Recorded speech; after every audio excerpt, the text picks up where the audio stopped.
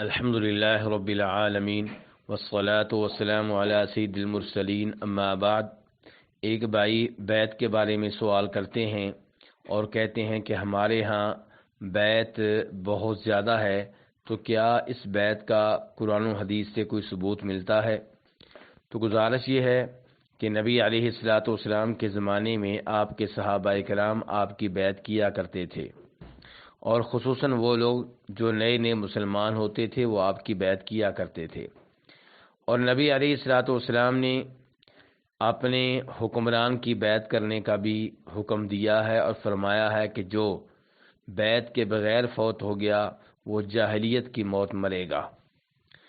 آپ علیہ الصلاۃ والسلام کے فوت ہو جانے کے بعد پیری مریدی کے نام پہ جو بیعت ہوتی ہے یہ قرآن و حدیث سے ثابت نہیں ہے، اور اس کی سب سے واضح اور بڑی دلیل یہ ہے کہ آپ علیہ الصلاۃ والسلام کے بعد صحابہ کرام دنیا میں موجود تھے اور بہت زیادہ تعداد میں تھے۔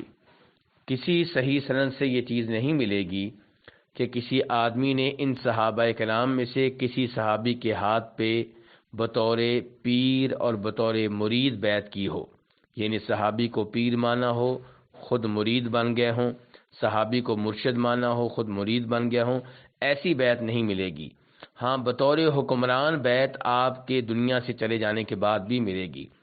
جناب صدیق رضی اللہ عنہ کی بیعت کی گئی، ان کے بعد جناب فاروق رضی اللہ عنہ کی بیعت کی گئی، ان کے بعد جناب عثمان رضی اللہ عنہ کی بیعت کی گئی، جناب علی رضی اللہ عنہ کی بیعت کی گئی۔